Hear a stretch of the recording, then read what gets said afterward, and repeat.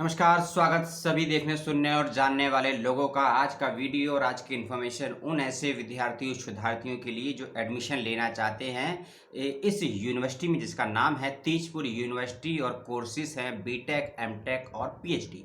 जी हाँ, BTech, MTech और PhD के निकले हैं application form Tezpur central university, जो कि आसाम की सेंट्रल यूनिवर्सिटी है। यदि आप भी इस यूनिवर्सिटी में लेना चाहते हैं इन कोर्सेज में एडमिशन, तो वीडियो को अपने समय और समझ के अनुसार देख लीजिएगा। सीधा चलते हैं नोटिफिकेशन पे। वीडियो में क्या क्या बताया जाएगा वह आपको आगे पता लग जाएगा। बिना किसी इंट्रोडक्शन या भूमिका के, प्रस्तावना के चलते हैं सीधा वीडियो। और वीडियो का पहला पार्ट है कोर्सेज। तो यह पहले सुन लीजिए कि कौन कौन से कोर्सेज में निकले हैं एप्लीकेशन फॉर्म, जिसके लिए करना होगा आपको आवेदन। यदि आपका इसमें कोई कोर्स है जिसमें आप करने वाले हैं एडमिशन, तो कोर्स का पहले नाम सुन लीजिए। पहले हम बात करेंगे बीटेक के कोर्सेज की। बीटेक के कोर्सेज है पहला civil engineering, computer science and engineering. Civil engineering, computer science and engineering. तीसरा है electronics and communication engineering. Fourth है इलेक्ट्रॉनिकल इंजीनियरिंग। फिफ्थ है फूड इंजीनियरिंग एंड टेक्नोलॉजी। और फिफ्थ है मैकेनिकल इंजीनियरिंग। बीटेक के इन कोर्सेज में निकले हैं एप्लीकेशन फॉर्म। बीटेक के ही लिटरली एनर्जी में भी कुछ कोर्सेज है, खासकर दो कोर्सेज है। पहला है electronical engineering and food engineering and technology. इस बात का ध्यान रखिएगा, नोटिफिकेशन आपको दे दिया जाएगा, वेबसाइट पर मौजूद है। क्या योग्यताएं हैं उसको देख लीजिएगा। कम से कम 60% नंबर जरूर रखिएगा, इस बात का ध्यान रखिएगा। गेट वाले बच्चों को आगे क्या फ़ायदा होगा उसकी बात हम आगे करेंगे थोड़ी सी, ठीक है ना। और अब एमटेक के कोर्सेज की, एमटेक के कौन कौन से कोर्सेज में आप एप्लीकेशन फॉर्म अप्लाई कर सकते हैं उसको भी सुन लीजिए। Civil engineering, computer science and engineering. Third है इंफॉर्मेशन टेक्नोलॉजी। फोर्थ है food engineering and technology. Fifth है इलेक्ट्रॉनिकल एंड डिज़ाइन टेक्नोलॉजी। फिर से बता दूं, फिफ्थ है electronics design and technology. Six है बायो इलेक्ट्रॉनिक्स। सेवन्थ है एनर्जी टेक्नोलॉजी। और एट्थ है मैकेनिकल इंजीनियरिंग। इसमें लिखा गया है कि जो भी कैंडिडेट गेट क्वालिफाई है ना, जो भी कैंडिडेट गेट क्वालिफाई हैं और अबव 60%, ठीक है, उनको मेरिट के आधार पे सीट वगैरह का व्यवस्था की गई है। इसको आप पढ़ लीजिएगा, ध्यान से समझ लीजिएगा। और जिनका गेट वगैरह क्लियर नहीं है उनको क्या करना होगा, उनको पर्सनल इंटरव्यू देना होगा और अपने एकेडमिक रिकॉर्ड के आधार पर उनका चयन किया जाएगा। इस बात का भी ध्यान रखिएगा। उनका कितना रिसर्च एक्सपीरियंस है, कुछ पब्लिकेशन वगैरह आर्टिकल है, उसको भी महत्वपूर्ण स्थान दिया जाएगा इस यूनिवर्सिटी में, एमटेक के कोर्सेज में खासकर, बीटेक में नहीं, एमटेक में। अब करते हैं पीएचडी पाठ्यक्रम की। पीएचडी में जितने भी सब्जेक्ट हैं, कोर्सेज हैं, उनको 4 पार्ट्स में बांटा गया है। उन 4 पार्ट्स में अलग अलग सब्जेक्ट, या कह लीजिए कि 4 प्रकार के स्कूल है, उसमें बांटा गया है। पहला है department under school of science. इसके अंदर है आपके courses chemical sciences, environmental science, molecular biology और बायोटेक्नोलॉजी, मैथमेटिकल साइंस और फिजिक्स। दूसरा डिपार्टमेंट है डिपार्टमेंट ऑफ इंजीनियरिंग। इसके अंदर है आपका computer science and engineering, civil engineering, electronics and communication engineering. अगला है इसमें इलेक्ट्रिकल इंजीनियरिंग। नेक्स्ट है एनर्जी। नेक्स्ट है फूड इंजीनियरिंग। नेक्स्ट है technology, mechanical engineering and applied sciences. Department of management studies में business administration and commerce. Department of management में 2 ही हैं, business administration and commerce. अब चलते हैं ह्यूमैनिटी एंड सोशल साइंस के सब्जेक्ट में। इसमें है English, Hindi, mass communication and journalism, sociology and social work. फिर से बता दूं, Hindi, English, sociology, social work और मास कम्युनिकेशन एंड जर्नलिज्म, इन कोर्सेज में ये सीट्स हैं। अब चलते हैं अलग नोटिफिकेशन पे। नोटिफिकेशन कहता है कि जो भी ऐसे कैंडिडेट हैं जो एमफिल क्वालिफाई हैं, यूजीसी का हो या फिर सीएसआईआर का नेट जेआरएफ क्वालिफाई हैं, वे बच्चे, जो बच्चे डीबीटी जेआरएफ हैं, आईसीएमआर जेआरएफ हैं और गेट क्वालिफाई हैं, सेट क्वालिफाई हैं, नेट क्वालिफाई हैं, जेआरएफ क्वालिफाई हैं, उन सभी बच्चों को एंट्रेंस एग्जामिनेशन से छूट दी जाएगी पीएचडी में।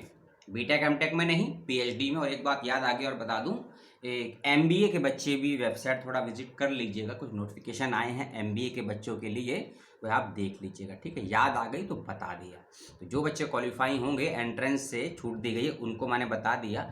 जो बच्चे एंट्रेंस देना पड़ेगा, उनको किन किन स्टेप से होकर पीएचडी के इंटरव्यू तक पहुंचेंगे, दोनों बच्चे ध्यान दें। जो एग्जाम्टेड है नेट एंट्रेंस से और जो एग्जाम्टेड नहीं है, उनका सिलेक्शन प्रोसेस क्या होगा। पहले आपको फॉर्म भरना होगा, सबसे पहली चीज़ फॉर्म भरने के साथ साथ आपको अपने रिसर्च प्रपोजल का टॉपिक मेंशन करना होगा। अपने रिसर्च से संबंधित जो भी आपने कुछ लिखा है, समझा है, जानते हैं, उसको इन शॉर्ट एसओपी के फॉर्म में आपको फॉर्म में अटैच भी करना होगा, ऑनलाइन फॉर्म में, जिसको स्टेटमेंट ऑफ पर्पस बोला जाता है, एसओपी।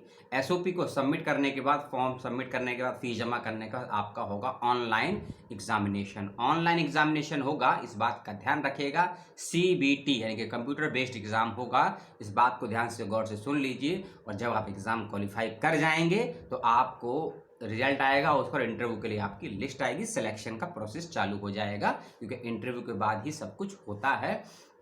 इंटरव्यू में जो भी बच्चे क्वालिफाई करेंगे, चाहे उन्होंने एंट्रेंस दिया हो या ना दिया हो, विदाउट सिनॉप्सिस इंटरव्यू के लिए ना ही सोचिएगा और ना ही यूनिवर्सिटी में जाइएगा इंटरव्यू देने के लिए विदाउट सिनॉप्सिस के, विदाउट रिसर्च प्रपोजल के, और विदाउट उसको पर्पस कह लीजिए कुछ भी, ठीक है।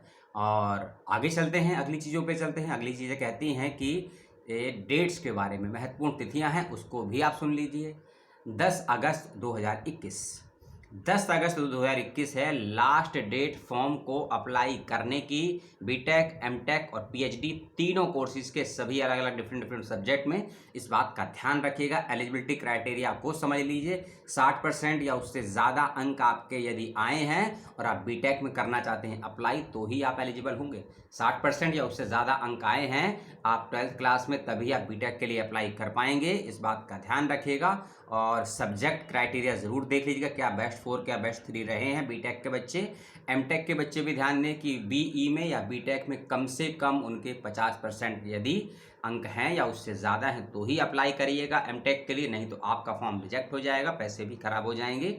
इस बात का ध्यान रखिएगा, ठीक है। यदि आप गेट क्वालिफाई हैं तो आपको कंप्यूटर साइंस वगैरह है और सब्जेक्ट में मेरिट के आधार पर आपका चयन हो जाएगा, और हो सकता है मॉक डिस्कशन भी आपका लिया जाए, ठीक है। बीटेक के बच्चे, एमटेक के बच्चे ध्यान दें।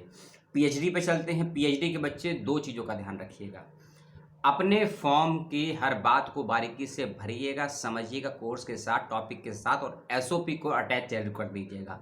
और एसओपी को अटैच करने के बाद, एंट्रेंस क्वालिफाई करने के बाद आप जाएंगे रिसर्च प्रपोजल लेकर इंटरव्यू में, तो यूनिवर्सिटी ने एरिया ऑफ रिसर्च को बता दिया है आपको, किस किस एरिया ऑफ रिसर्च को लेकर वह यूनिवर्सिटी काम करवाएगी इस सत्र में, उसको लेकर कुछ टॉपिक, कुछ कीवर्ड्स मेंशन कर दिए गए हैं। उसको आप देख लीजिएगा। पेज नंबर 6 से लेकर पेज नंबर में देखना पड़ता है 11 तक, प्रोस्पेक्टर का पेज नंबर 6 से लेकर पेज नंबर 11 तक, उसको देख लीजिए। उसमें सभी सब्जेक्ट के, मैं सब्जेक्ट का नाम बता दूंगा कि जिस सब्जेक्ट के एरिया ऑफ रिसर्च की जानकारी यूनिवर्सिटी ने मेंशन कर दी है। इसका लाभ ये होगा आपको कि जो भी आप सिनॉप्सिस बनाएंगे या जिस भी टॉपिक पर आप काम करना चाहते हैं, जो भी एसओपी जिसके आसपास बनाएंगे, वह किस टॉपिक, किस एरिया, किस क्षेत्र में होना चाहिए, उसकी जानकारी विश्वविद्यालय अपने प्रोस्पेक्टर में आपको क्लियर कट दे रहा है। जैसे कि मान लीजिए एक सब्जेक्ट की बात करते हैं सोशोलॉजी की, ठीक।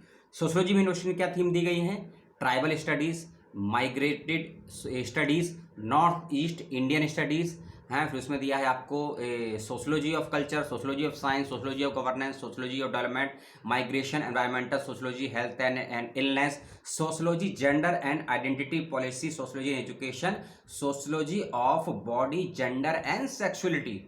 ये एरिया ऑफ थीम दिए हैं डिपार्टमेंट ऑफ सोशोलॉजी। ऐसे सभी डिपार्टमेंट ने अलग अलग दिए हैं इन थीम्स, इन एरिया ऑफ रिसर्च का मतलब यही है कि आप अपना रिसर्च प्रपोजल हो, रिसर्च का टॉपिक हो, इन्हीं परिधि, इन्हीं क्षेत्र, इन्हीं डायमेंशन के आसपास बनाइएगा यदि आप सोशोलॉजी में काम करना चाहते हैं। इसी प्रकार से सोशल वर्क के भी टॉपिक दिए गए हैं, फिजिक्स सोशल वर्क के भी दिए गए हैं। सभी का पढ़ना पॉसिबल नहीं है, 20 से लगभग सब्जेक्ट हैं और 20 मिनट हर किसी में लग जाएगा, तो वीडियो हो जाएगा आधा घंटे का। मुझे तकलीफ नहीं होगी बोलने में, आपको सुनने में तकलीफ होगी, क्योंकि आप समय को बड़ा महत्व देते हैं और ज़्यादा समय दे भी नहीं पाएंगे वीडियो पे। इसलिए अपने अपने सब्जेक्ट का एरिया ऑफ रिसर्च और एलिजिबिलिटी क्राइटेरिया ज़रूर देख लीजिएगा। क्योंकि मान लीजिए आप अप्लाई करना चाहते हैं फूड इंजीनियरिंग एंड टेक्नोलॉजी में, आपका एमएससी किसी और सब्जेक्ट से है, या आप अप्लाई करना चाहते हैं हिंदी में, आपका एमए नहीं है हिंदी से, आप अप्लाई करना चाहते हैं PhD in mass communication journalism, यदि आपका एमए नहीं हो सब्जेक्ट से, तो कौन कौन से ऐसे इंटरडिसिप्लिनरी सब्जेक्ट हैं सब सब्जेक्ट में, या अलाइड सब्जेक्ट हैं जिसके बदौलत आप अप्लाई कर सकते हैं, पीएचडी के लिए कि आपका फॉर्म रिजेक्ट ना हो, वो सब्जेक्ट को ज़रूर से देख लीजिएगा। जैसे कि मैं फॉर एग्जांपल आपको बता दूं, मास कम्युनिकेशन एंड जर्नलिज्म। यदि आपने मास कम्युनिकेशन या जर्नलिज्म से एमए नहीं किया है और आप अप्लाई करना चाहते हैं पीएचडी में इस यूनिवर्सिटी में एमए मास कम्युनिकेशन जर्नलिज्म में, तो कौन कौन से सब्जेक्ट के बच्चे कंसीडर किए जाएंगे वह सुन लीजिए। एमए इन मास कम्युनिकेशन पहली चीज़, मास कम्युनिकेशन एंड जर्नलिज्म दूसरी चीज़, तीसरा है मास्टर ऑफ मास कम्युनिकेशन, एक और है master of journalism and mass communication, फिर एक है master of science in communication, फिर एक है एमएससी कम्युनिकेशन और फिर है मास्टर ऑफ जर्नलिज्म। यानी कि ये अलग अलग नामों से अलग अलग तरीके से जर्नलिज्म हो, कम्युनिकेशन हो, ठीक है, इसमें मास्टर्स कराई जाती है। इसी प्रकार से यदि आप मैथमेटिकल साइंस हो, हर सब्जेक्ट इसमें दिया हुआ है, इन चीज़ों को आप देख लीजिएगा, समझ लीजिएगा, क्योंकि बिना प्रोस्पेक्टर को पढ़े आप फॉर्म भरेंगे, फॉर्म तो भर देंगे, कोई दिक्कत नहीं आएगी, लेकिन यदि फॉर्म रिजेक्ट हो गया, एडमिट कार्ड नहीं आया, डिस्क्वालीफाई हो गए, तो आप यूनिवर्सिटी का गला पकड़ेंगे और मेरा भी गला पकड़ेंगे। इसीलिए प्रोस्पेक्टर को ध्यान से पढ़िएगा, या फिर वेबसाइट को ढंग से विजिट कीजिएगा, या फिर मेरे वीडियो को देख लीजिएगा। पूरा देखेंगे, सवाल का जवाब मुझे भी देने में मज़ा आएगा और आपको सवाल पूछने में मज़ा आएगा। मान लीजिए जिस बच्चे ने वीडियो 3 मिनट तक देखा होगा, फौरन सवाल कर देगा कि हम किस टॉपिक पर प्रपोजल बनाएं। साहिब, जिस बात को आप वीडियो के तीसरे मिनट में मुझसे पूछ रहे हैं, उस सवाल का जवाब वीडियो के 10 से 11वें मिनट में आपको दे चुका हूं, और जवाब मैंने नहीं दिया है, प्रोस्पेक्टर में जो लिखा है उसको ही पढ़कर आपको सुनाया है। इसीलिए चाहे वीडियो हो, चाहे प्रोस्पेक्टर हो, चाहे वेबसाइट हो, इन सभी चीज़ों को देखने, समझने, जानने के बाद ही फॉर्म को अप्लाई कीजिए। फॉर्म अप्लाई करने में आधा घंटा या 1 घंटा लगता है, कोई बड़ी बात नहीं है, लेकिन फीस सबमिट करने के बाद फॉर्म में कुछ भी चेंज नहीं कर पाएंगे आप। और यदि आपके पास ज़्यादा पैसे हैं, आप सोचते चलो दूसरा फॉर्म भर देंगे, दूसरा फॉर्म बेशक भर दीजिए, तीसरा फॉर्म बेशक भर दीजिए, एकेडमिक डिटेल तो आपकी सेम ही रहेंगी ना।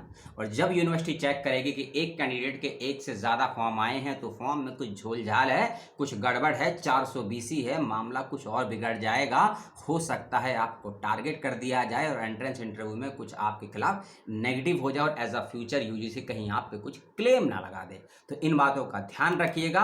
अब 3 ज़रूरी चीज़ें सुन लीजिए, ऐसे कैंडिडेट जिनका अभी तक रिजल्ट नहीं आया है फाइनल ईयर का, वे क्या करेंगे। ऐसे बच्चे जिनका अभी तक कैटेगरी का सर्टिफिकेट नहीं बना है, वो क्या करेंगे। ऐसे बच्चे जिनके या जिनकी अभी तक अंतिम सेमेस्टर की या फाइनल ईयर की परीक्षाएं नहीं हुई हैं, रिजल्ट नहीं आया है, वो सब क्या करेंगे, उसका समाधान और उसका विकल्प भी दिया यूनिवर्सिटी ने आपको फॉर्म के साथ में, या हो सकता है इंटरव्यू के वक्त में कुछ फॉर्म यानी कि अंडरटेकिंग आपको सबमिट करनी होगी या जमा करनी होगी। ठीक है, कौन कौन से अंडरटेकिंग के फॉर्म है, कहाँ से मिलेंगे, उसके बारे में थोड़ा सुन लीजिए और समझ लीजिए।